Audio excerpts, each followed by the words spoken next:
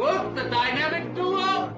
Star Wars fans beat up on certain things too much. They don't know what they want, and they're not allowing themselves to be open to anything beyond the adventures of Luke Skywalker, Darth Vader, and Princess Leia. That's number one. Number two is there are problems still within Lucasfilm in terms of what they are doing from a production side of things. And they need to sit down and put everybody on the same page, or in this case, they need to give everybody the same R2 unit and walk away. You bring up a brilliant point, and it's going to make it difficult to edit the show because it's almost starting another topic, but it's a very important topic, but it's connected to the Star Wars thing. So I don't know exactly how we're going to split these two shows, but the point that you bring, that's basically what's happening with the Marvel universe, with the superhero genre.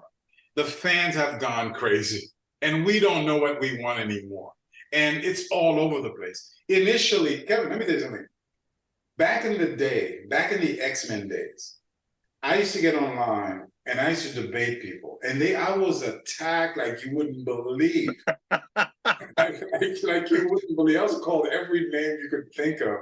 Because at that time, I was saying that we as a group, as a fandom, have power.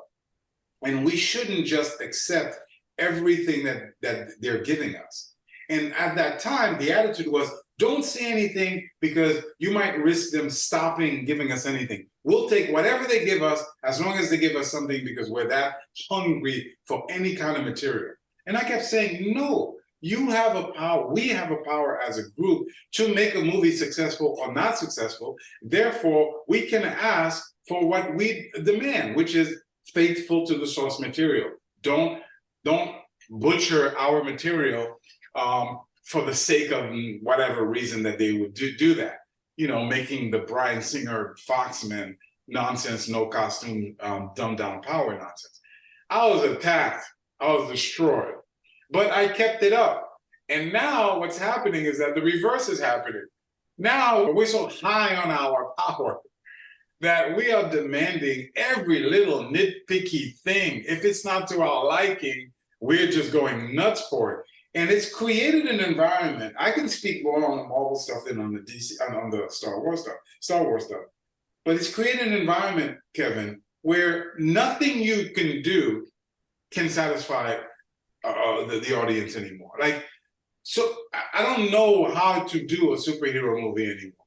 Because if you try to stay faithful to the source material, you're going to have a group that doesn't like it. If you change it to make it more quote unquote realistic, you have another group that doesn't like it.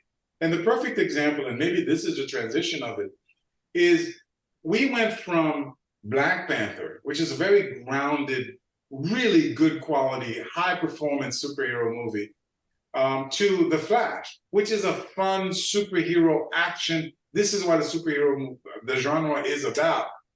And somehow, some way, even though Black Panther made, $700 million, somehow, some way, people are still expressing dissatisfaction and anger. And it's like, what exactly do we want?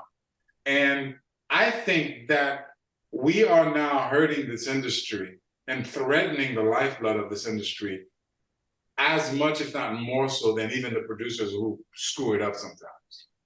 I have to say that I agree with you 1,001%. Okay?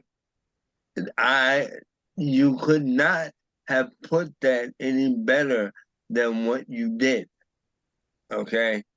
And I don't want to drag this out, but part of what I think is hurting the Star Wars portion of it, if I may, is that during the early history of Star Wars, going back to the original material, just for a moment. They got ridiculous with the merchandising and the commercialized portion of Star Wars. Once it made money from the toys, the games, etc., what ended up happening is that the licensing companies that Lucasfilm allowed to be a part of what was originally that company and ILM and all concerned, they started thinking, oh, we don't have to put quality behind this. We just have to put the Star Wars name on it. It worked for a little while.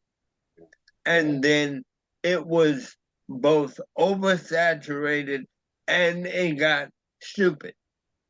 And I'm telling you, I'm a Star Wars fan and it got stupid. Yeah. Okay. You ended up with Star Wars material and merchandise that should have never existed. Okay. It's just Star Wars toilet paper and things like that should have never come into play or being. It ended up cheapening the material. And unfortunately for the comic book industry, so many of these movies over time on both the DC side, the Marvel side, and even some of the independent films, things like The Mask, The Phantom, League of Extraordinary Gentlemen, things like that, even for a failure such as the Green Hornet, okay? They got ridiculous with the way these things are marketed. And unfortunately, they have saturated and killed the market at the same time. That's why I love talking to you. Because what you're explaining, ladies and gentlemen of the audience, is the complexity of this whole thing. And it is a very, very complex thing. Because on the one hand, you're absolutely right. The merchandising, in many ways, in many examples, has taken over and has led the charge and has cheapened the quality of the material because they were just going after the money. And then let's just release anything. And let's just change the costumes for the sake of changing the costume. And so it cheapened the quality of the material. So on the one hand, the producers weren't delivering good quality material. On the other hand, the fans weren't able to discern the difference, Kevin, between what is good quality material and what's not good quality material. And sometimes we lump it all into the same thing. Listen, the fact of the matter is this. There are really good movies out there that are coming out that are superhero related and Star Wars are related. Period. Ahsoka is brilliant. Mandalorian is brilliant. So it's not a broad brush to say Marvel sucks.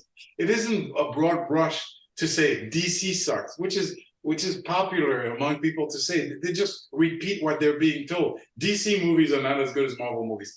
That is categorically untrue. And I can go movie to movie with you to show you from a quality point of view. You may or may not like certain movies more than others, but that's different than judging a movie.